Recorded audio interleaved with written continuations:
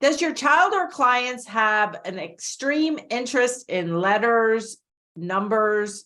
Maybe they can even read before they can speak. Today, we're talking all about that.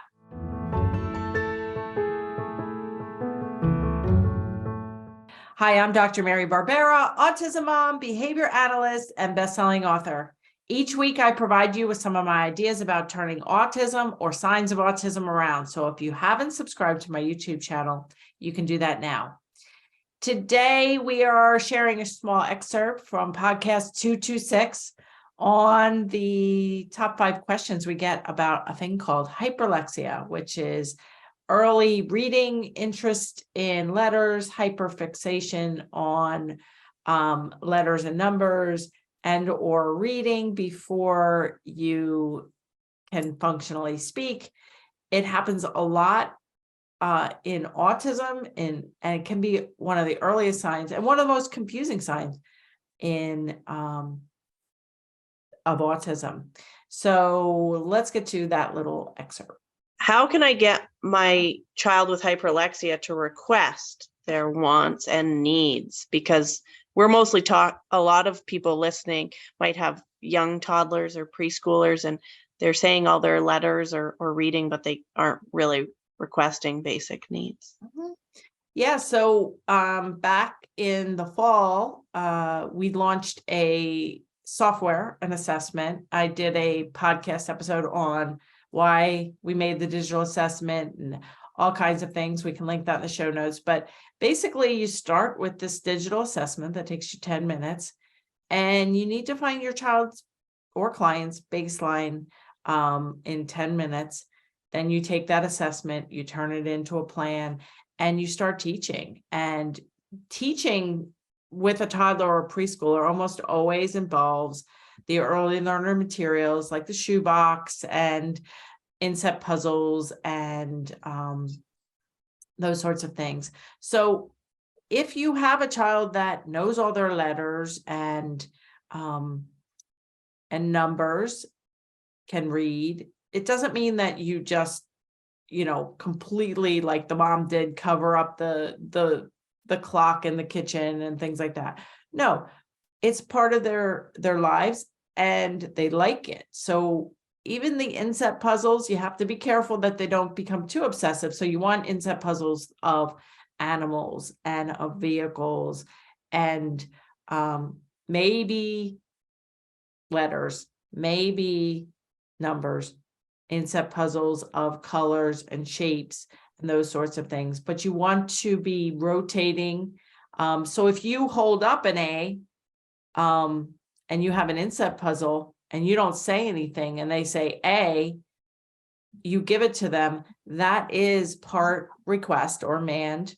It's part tact because they're labeling it. If you say it and they say it, it's part echo. It's following directions to put, they're sitting at the table, they're engaging.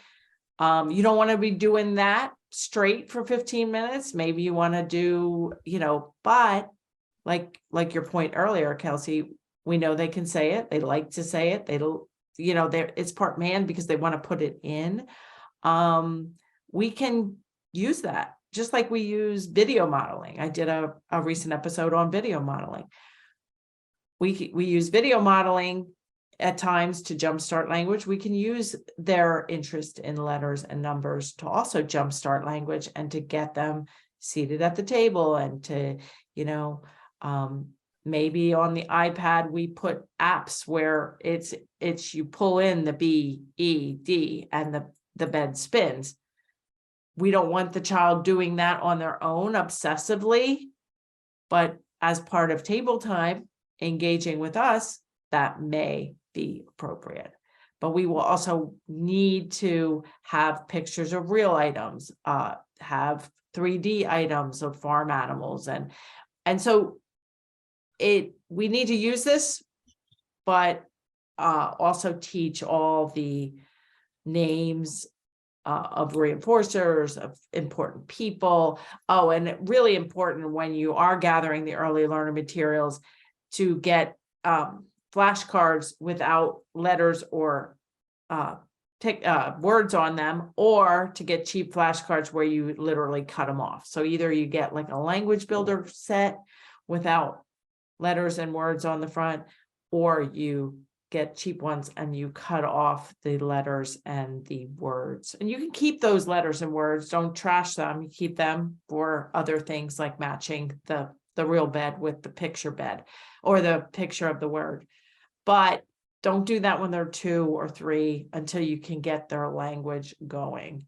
Yeah. Really focus on the nouns that they need, then the actions that they need, and to build words. And, I know I'm saying this a lot and, just trying to explain what we do. The procedures to get table time started are outlined in my book, Turn Autism Around. But they're step by step in our online courses and community where you really can learn, because it's tricky, especially when you have a child who is obsessed or, interested in letters and reading, in order to find that balance, because it is a balance, it's a dance. And we don't want to stamp out their special skill or their interests, but we also need to get them to respond, not just talking wise, but also receptively, to follow directions, to understand. I hope you enjoyed that excerpt from 226. If you did, you can listen to the whole podcast. Check below for all the information. And if you enjoyed this content, we'd love a thumbs up. Leave a comment, share it with somebody else who might benefit.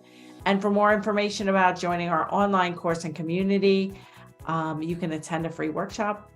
And I will see you here next time.